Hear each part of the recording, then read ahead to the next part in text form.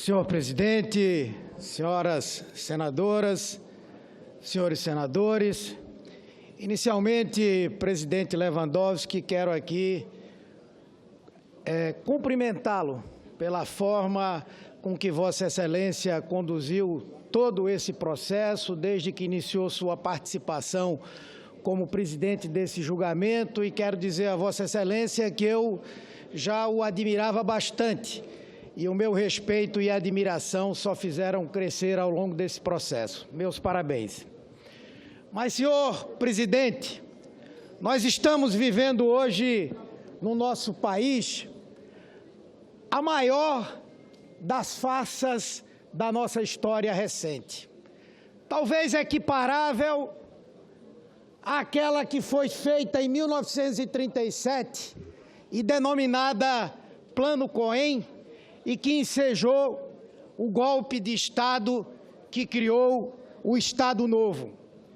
Temos um golpe travestido de impedimento, cujo objetivo é tirar uma presidente democraticamente eleita e substituir o projeto que ela defende por uma política que já foi derrotada nas urnas 4 vezes seguidas.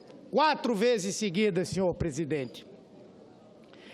Mas eu quero aproveitar esse momento aqui e, usando da sinceridade, reconhecer alguns pontos que não foram ditos e que também estão por trás dessa decisão de querer afastar a presidenta.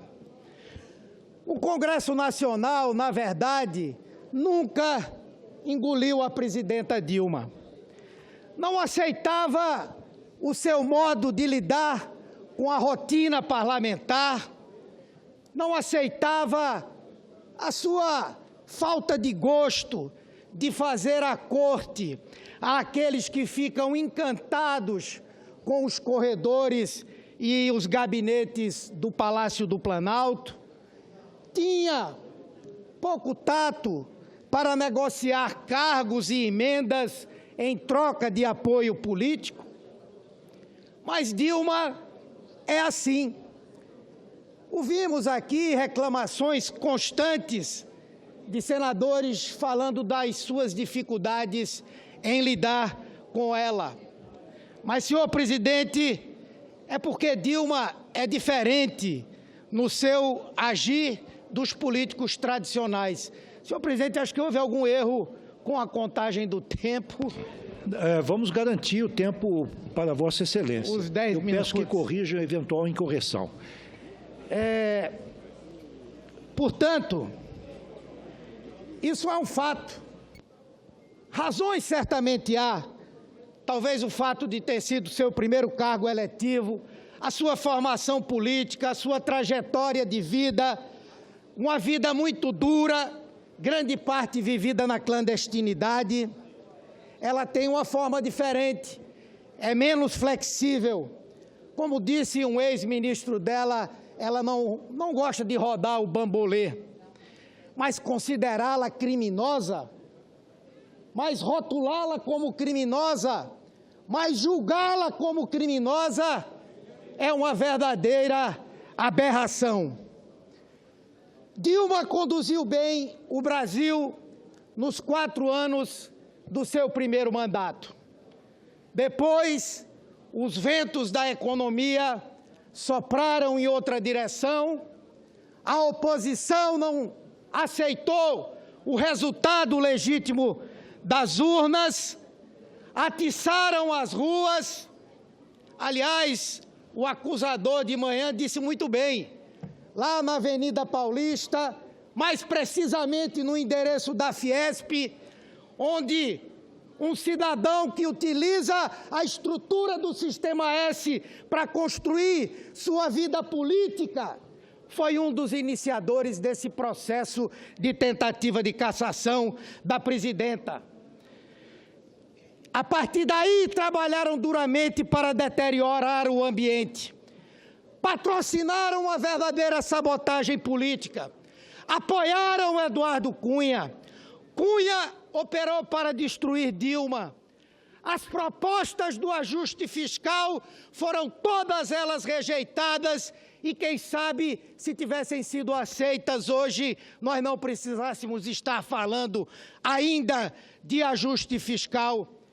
Bancaram as pautas-bomba e apostaram na bancarrota do Brasil. Foi a crise política alimentando a crise econômica e patrocinaram movimentos organizados com dinheiro dos partidos e de empresários para desestabilizar o governo Dilma. Iludiram milhares de pessoas que foram às ruas atrás de patos amarelos e que agora estão com sorrisos amarelos nas suas faces. Mas é isso que é a elite brasileira, que está muito bem representada por aqueles que foram derrotados 4 vezes nas últimas eleições. Eles pensam e acham que a democracia existe para servi-los. E se a democracia não serve para eles, eles não querem mais a democracia. Desprezam a democracia. São os mesmos que patrocinaram o golpe de 1964. É esse sentido daqueles que patrocinaram também esse movimento de desestabilização de um governo eleito. Mas nós aqui não podemos agir como se fôssemos verdadeiros cretinos parlamentares. Nós não podemos condenar Dilma por crimes que ela não cometeu. Seria uma vergonha para cada um de nós, seria uma vergonha para o parlamento brasileiro, seria uma vergonha para o país inteiro. Não podemos aqui patrocinar esse golpe parlamentar.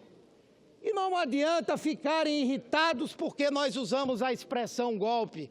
Não somos nós apenas, é o mundo inteiro, é a opinião pública mundial, são os grandes órgãos da imprensa do mundo. E eu um dia desse vi num desses grupos fascistas de extrema-direita um diálogo em que um militonto dizia assim: o PT comprou a imprensa internacional. Vai ver que foi isso que aconteceu mesmo. Por isso nós não podemos dar sequência ao que ocorre aqui. Em 80 anos, o Brasil elegeu 18. Nós tivemos 18 presidentes da República. Desses 18, apenas 8 foram eleitos democraticamente. Desses 8, 3 não concluíram seu mandato. Dilma, dependendo do que fizer esse Senado, pode ser a 4ª. Alguma coisa está errada. Dilma errou. Errou porque convidou para compor a sua chapa na condição de vice o senhor Michel Temer. Mas ela tem um atenuante. O atenuante de que não o conhecia. Foi traída e se arrependeu. Agora, vossas excelências, se votarem nesse impeachment, vão eleger Michel Temer presidente da República, sabendo quem ele é. O que é um agravante.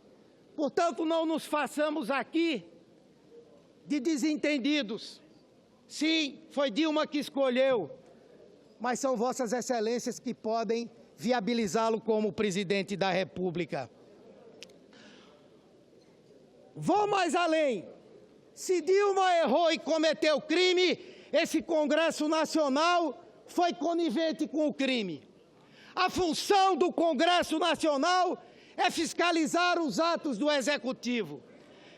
Se era tão fácil para Dilma imaginar o pensamento do Tribunal de Contas da União, para nós aqui deveria ser fácil também. Por que nenhum senador, nenhum deputado propôs um decreto legislativo sustando aquelas solicitações de suplementação orçamentária? Porque sabemos que isso não é fácil. porque nós sabíamos que o entendimento do Tribunal de Contas era diferente do que ele adotou e que quis fazer valer retroativamente para o governo da presidenta Dilma. Senhores senadores, senhoras senadoras, temos uma decisão importante na mão. Podemos entregar o Brasil a um usurpador, a alguém que não tem o voto do povo, a alguém que quer implementar no Brasil um projeto rejeitado pelo povo brasileiro e que, se aplicado, vai nos levar ao caos e à crise permanente. Nós podemos, ao invés de fazer isso, trazer a presidenta Dilma, garantir a realização de um plebiscito e termos eleições diretas, porque sem as eleições diretas, sem a legitimidade do povo, o Brasil vai viver uma crise permanente e sem solução, senhor presidente. Por isso, quero pedir a vossas excelências, não deixemos que a Constituição seja violentada.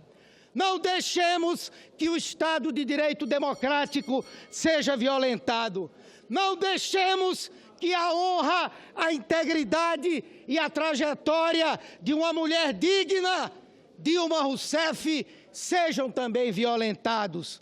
Não deixemos que a história do Brasil seja violentada. Não sabemos o que vai acontecer amanhã. Espero que consigamos os 28 votos para que o respeito à Constituição continue.